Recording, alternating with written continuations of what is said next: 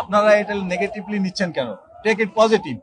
আপনারা সবকিছু পজিটিভলি চিন্তা করেন। এখানে আইন শৃঙ্খলা জড়িত, এখানে আপনার মাদক সেবীরা আছে, তারপরে আপনারা ছিনতাইকারী আছে, সব ধরনের লোকই আছে। এই জন্য আমি এবার সারা বাংলাদেশে সকল ইউনিটকে বলে দিয়েছি, শুধু ট্রাফিক নয়, এই ঈদযাত্রা সুষ্ঠু সুন্দর করার জন্য সকল ইউনিটের অফিসাররা এবং ফোর্স এখানে ডিপ্লয় থাকবে, সব সারা বাংলাদেশ সব জায়গাতে।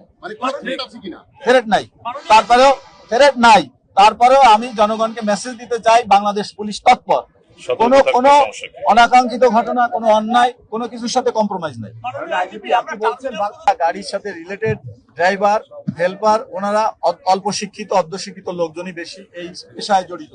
তো তারা কিন্তু অনেক সময় আমাদের ট্রাফিক আইনটাও জানে না, তারপর ট্রাফিক সিগন্যালিং বুঝে না, ট্রাফিক আইনটা মেনে চলে না, সড়কে যত্রতত্র গাড়ি রাখে এবং মাঝখানে একটা গাড়ি রেখে যাচ্ছে, কিন্তু সে চিন্তা করে না আমার পিছনে অন্য গাড়িগুলো ব্লক হয়ে যাবে।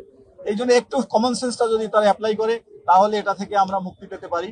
এই জন্য আমি আপনাদেরকে রিকোয়েস্ট অলরেডি বলেছি যে আপনারা একটা প্যাকেজ প্রোগ্রাম নেন, যে তাদেরকে মোটিভেশনাল প্রোগ্রাম, ট্রাফিক আইনটা শিক্ষা দেওয়া, তারপরে ফিডার রোড থেকে যখন গাড়িটা উঠবে অগ্রাধিকার কার, মেইন রোডে, এই জিনিসগুলো আমরা বুঝি না। দেখেন জেব্রা ক্রসিং এ গাড়িটা এসে জেব্রা ক্রসিংটা বন্ধ করে, ওই জেব্রা ক্রসিংটা পথচারী পারাপারের জন্য, অথচ পৃথিবীর সকল দেশে জেব্রা ক্রসিংটার পিছনে ডেড স্টপ হয় গাড়ি সবসময়।